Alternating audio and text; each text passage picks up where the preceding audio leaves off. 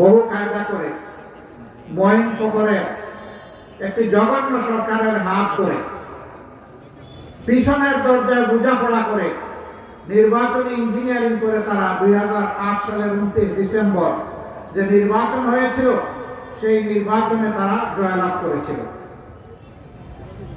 9 সালের 10 জানুয়ারি থেকে ক্ষমতায় বসেই সেই খুনের নেশা বাস্তবায়নের কর্মসূচি তারা হাতে নেয়। সর্বপ্রথম তারা খুন করে আমাদের 57 জন কমিটির দেশপ্রেমিক চৌকস সেনা অফিসারকে বিডিআর সদর দপ্তর পিলখানায় 25 এবং 26 ফেব্রুয়ারি। ক্ষমতায় আসলো 10 জানুয়ারি। 2টা মাসও যেতে না যেতে খুনের রাজত্ব তারা কায়েম করা শুরু করে দিল। সেনাবাহিনীর মনোবল ভেঙে দিল।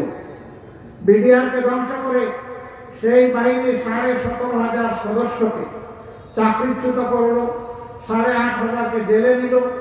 জেলের ভিতরে এ পর্যন্ত 350 অধিক তারা মারাই গেল। আমাদের গর্বের এই বাহিনীটা ধ্বংস হলো। ক্ষমতায় যাওয়ার সিঁড়ি হিসাবে তাদেরকে ব্যবহার করে চক্রান্ত করে তাদেরকে ধ্বংস করে দিল। আমাদের গর্বিত এই বাহিনীর নাম বদলিয়ে এখন বিজিবি রাখা হয়েছে। আগে ছিল আমাদের নামের সাথে একটা সূর্যবৃত্ত, বাংলাদেশ রাইফেলস। এখন নাম দিয়েছে বর্ডারের চৌকিদার। লোগো বদলিয়েছে, ড্রেস বদলিয়েছে, নাম বদলিয়ে ফেলেছে। কারা এগুলা করবে? কারা হত্যাকারী ছিল? জাতিকে জানতে দেওয়া হলো না, লুকোচুরি করা হলো। রাতের অন্ধকারে বিদ্যুতের আলো কেড়ে নিয়ে অন্ধকার করে খুনিদেরকে পালিয়ে যাওয়ার সুবিধা করে দেওয়া হলো। একটা বিশেষ দেশের প্লেন সেদিন কেন এসেছিল ঢাকায়? এরপরে হঠাৎ করে উদাও হয়ে গেল কিভাবে? তার জবাব স্বৈরাচারী সরকাররা না দিলেও একদিন তাদেরকে দিতে হবে। আমরা সেই হত্যাকাণ্ডের বিচার চাই। এরপরেই শুরু হলো তাদের তাণ্ডব। তাদের প্রথম লক্ষ্যবস্তু বানাইল জামাত ইসলামীকে, যারা পরীক্ষিত দেশপ্রেমিক, যারা তাদের সততায় দেশবাসীকে মুগ্ধ করেছিল, দক্ষতার স্বাক্ষর রেখেছিলেন, দায়িত্বের পরতে পরতে সেই সমস্ত নেতৃবৃন্দকে ঠান্ডা মাথায় মিথ্যা অভিযোগ এনে সাজানো কোর্ট, পাতানো সাক্ষী দিয়ে এবং ব্রাসেলস থেকে রায় এনে সেই সমস্ত নেতৃবৃন্দকে খুন করা হলো, ফাঁসি দেওয়া হলো।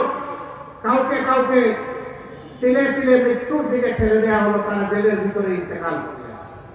আল্লাহ তাআলা তাদের সকলকে মর্যাদাবান শহীদ হিসাবে কবুল করুন। আমরা তখন আমাদের বন্ধু সমস্ত রাজনৈতিক সংগঠনকে বলেছিলাম, এটি জামাতের উপর আঘাত নয়, এটি বাংলাদেশের স্বাধীনতা সার্বভৌমত্বের উপর আঘাত। স্বাধীনতা সার্বভৌমত্বের এই বিশাল দেয়াল ভেঙে দিয়ে বাকি সবাই বেসে যাবেন, কেউ টিকতে পারবেন। আমাদের পাশে দাঁড়ান, প্রেসিডেন্টকে সম্মিলিতভাবে আমরা মোকাবেলা করি। আফসোস আমরা কথাগুলো বুঝাইতে পারি না, সবাই মিলে একসাথে সেই যুদ্ধটা করতে পারলাম না। তারপরে ইতিহাস আপনাদের সামনে পরিষ্কার। তারা কাউকে ছাড়লো না, এক এক করে সবাইকে ধরলো, বিএনপিকে ধরলো, হেফাজতকে ধরলো, আলেম ওলামাকে ধরলো, অন্যান্য দলকে ধরলো, কাউকেই তারা ছাড় দিল না। এমনকি এই যে সাংবাদিক বন্ধুরা আজকে এসেছে এখানে আমাদের নিউজ কভার করতে, তাদেরকেও ধরলো, তাদেরকে খুন করলো, তাদেরকেও আমাদের সাথে গুম করলো, তাদেরকেও আয়না করে পাঠালো, তাদেরও কাউকে ধরে ভারতের বর্ডারের ওপারে নিয়ে ফেলে দিল। এইভাবে সারাটা দেশকে তারা নরকে পরিণত করেছে। 15.5 বছর দফায় দফায় অনেক আন্দোলন সংগ্রাম আমরা করেছি, কিন্তু সেই আন্দোলনের পরিসমাপ্তি আমরা ঘটাতে পারিনি। স্বৈরাচারকে আমরা তাড়াতে পারিনি, ওদেরকে বিদায় করতে পারিনি। আমি গর্বিত, আমাদের সন্তানেরা সেই কাজটি পেরেছে। আমি আমাদের সন্তানদেরকে ভালোবাসা উপহার দিচ্ছি, শ্রদ্ধা জ্ঞাপন করছি, কৃতজ্ঞতা জানাচ্ছি, জাতির পক্ষ থেকে তাদেরকে স্যালুট জানাচ্ছি। আল্লাহ তাআলার সাহায্যে তারা একটা অসাধ্যকে সাধন করেছে। এরকম সন্তান পেয়ে জাতি গর্বিত।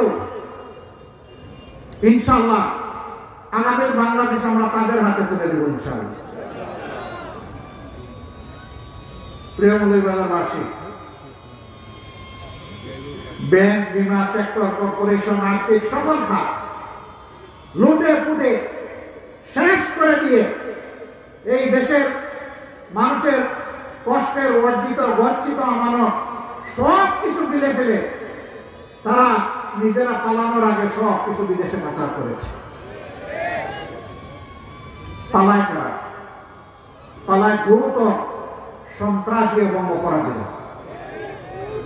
যে দেশকে ভালোবাসে, যে জনগণকে ভালোবাসে, সে কখনো পালায় না। হ্যাঁ, গাল করা বলে দিয়েছিলেন সেই চুর ডাকাতের লিডার যে আমি অমুকের মেয়ে, আমি পালাবো না।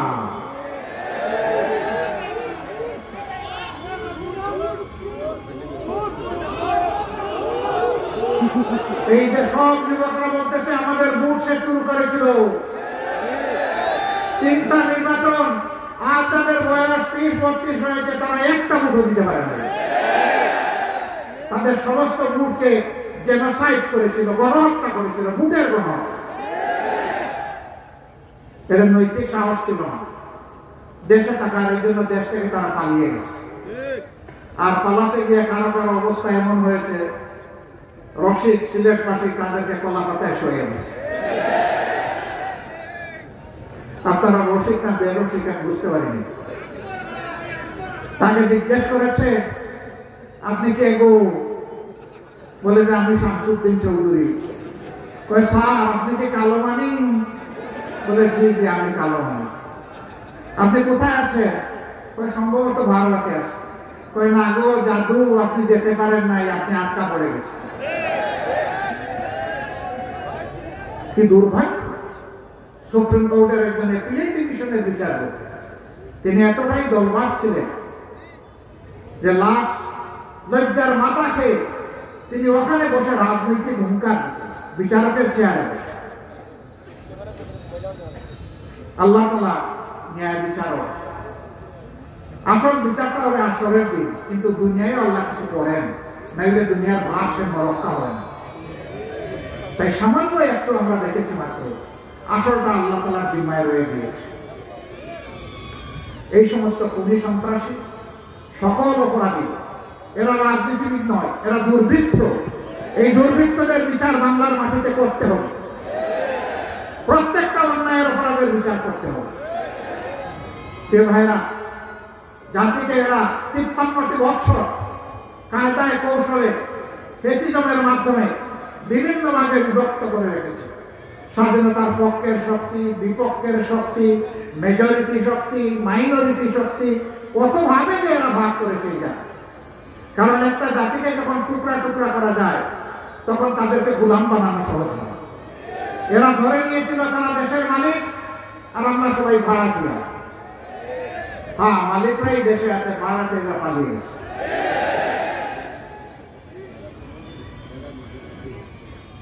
আমরা 5 তারিখের এই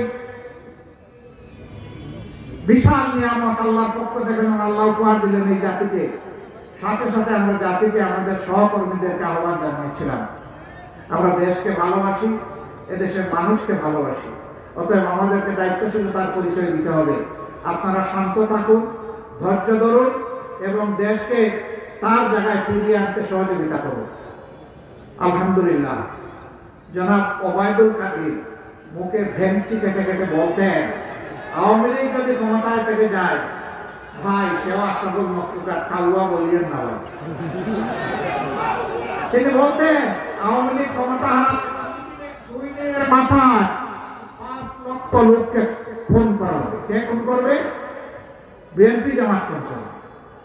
আমি আপনাদের কাছে জিজ্ঞেস করতে চাই, 5 তারিখের পরে 2 দিনে কি বাংলাদেশে 5 লক্ষ মানুষকে খুন করা হয়েছে? কেন হয়নি?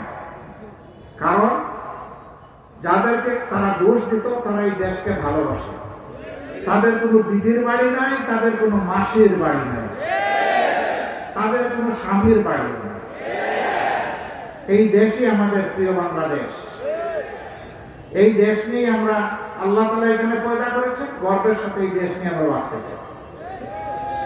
তারা দায়িত্ব জ্ঞানহীন, কাণ্ড জ্ঞানহীন হলেও জাতি দায়িত্ব জ্ঞান সম্পন্ন। জাতি প্রমাণ দিয়েছে দেশকে মানুষকে আমরা ভালোবাসি। তিনি যে দেশে আশ্রয় নিয়েছেন তারা আমাদের প্রতিবেশী। প্রতিবেশীর প্রতি সম্মান রেখে বলতে চাই, আপনারা শান্তিতে থাকুন, আমরা চাই আমাদেরকে আপনারা শান্তিতে থাকতে দিন। আপনাদের পাক করে কি পাঠাবেন আমরা জিজ্ঞাসা করি না, আমাদের পাক করে উঁচু মেরে তাকানোর চেষ্টা করবেন না। আমাদেরকে আপনারা সাম্প্রদায়িক সম্প্রীতির কথা বলেন, ভালো, আপনাদের নিজের চেহারা আয়নাতে একটু এর আগে দেখে নেন। আপনারা সেখানে যাদেরকে মাইনরিটি বলেন তাদের সাথে আপনারা কি আচরণ করেন। আমাদেরকে সাম্প্রদায়িক সম্প্রীতির সবক দিতে হবে না। যুগ যুগ ধরে এই দেশ সাম্প্রদায়িক সম্প্রীতির দেশ।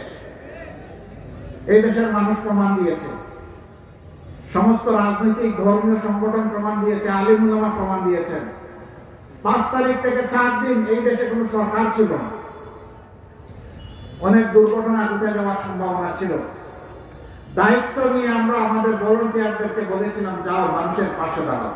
আমাদেরকে পাঠিয়েছেন কুরআন হাদিস সেটাই প্রমাণ করে।